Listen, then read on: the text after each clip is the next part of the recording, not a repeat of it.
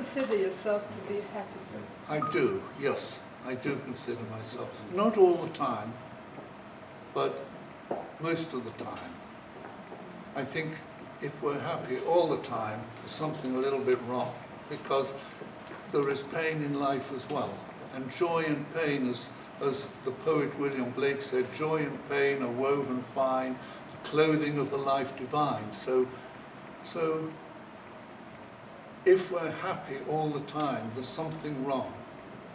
I remember going to an Indian sort of guru, and he said, "Oh, I can teach you if you do your meditation to be happy all the time." And then a person raised their hand and said, "But if my father is killed in an accident, what do you do then?" And he didn't have an answer for that. So anyway. Okay. What does happiness mean for you? I think there's two forms. There's the happiness, well, there's various levels of happiness. There's the level of the ego happiness. If you say, "I like you, Serge, and you're a lovely person, I'll feel happy." Or if, something good happens in my life, I put my money on a horse and it wins and I get some money and I'm happy from the outside. But I think that there's a deeper level. And the deeper level of happiness is joy, is being connected to ourselves and being connected to the great mystery of the world. There's a place of being connected to the mystery of life,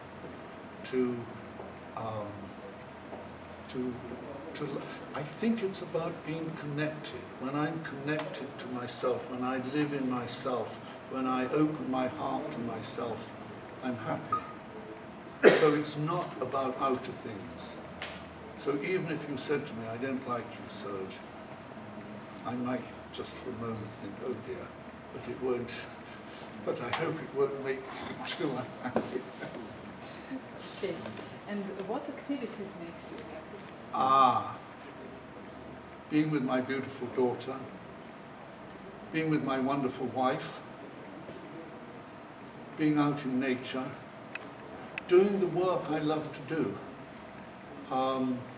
Albert Schweitzer said, "I don't know what makes you happy, but what I know is that when I serve, I feel happy." So when I'm doing the work that is true for me, I felt happy doing this lecture.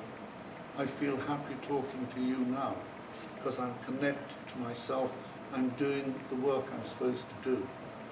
And if I do things that are not true for me, I'm not happy. So, and I love being out in nature. I play a lot of sport. I love playing tennis. So doing things that fill my heart with pleasure. And it makes me happy to write my book. It makes me happy to hang out with people and being with my friends. There's many things that make me happy. Okay, and have you always been happy? No. That's it. And can money buy happiness? What? Can money buy happiness? Money can't buy me love. Buy me a diamond ring, my friend. Everything's gonna be alright. I don't care too much for money. Money can't buy me love. No. But it makes things easier a little bit. Money buys us things, but it doesn't buy us creativity, friendship, love, compassion, joy, fun, and inspiration and vision. So money buys us comfort, but if we're not happy, we can be in a Rolls Royce in the most expensive building in the world, in the most expensive tailored suit, and we're not happy. So yeah, but it makes life easier. So if you ask me, would I prefer to have money or not, I would say I prefer to have money. But I think a lot of money can make us unhappy. And I've had clients in therapy who are very unhappy, and they have so much money, but because they don't know how to deal with it, they fill themselves up with things so they have no space to be. So happiness is about being in our being.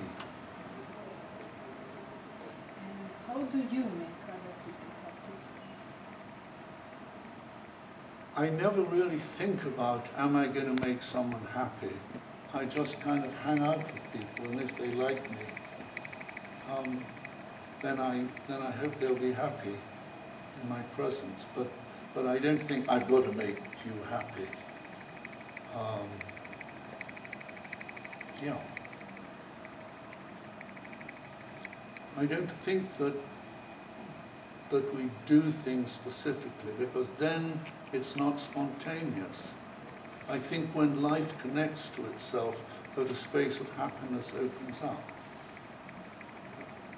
I mean, it seems that in this talk, it's made a few of you happy, if you felt inspired.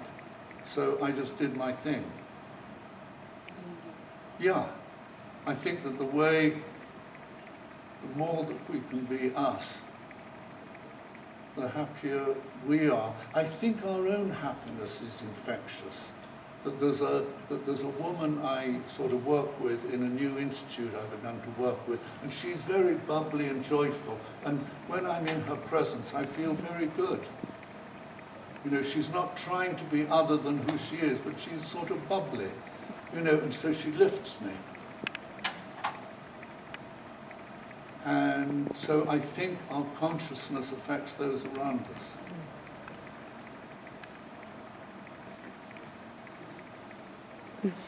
Okay. Thank you. Hey, thank you very much.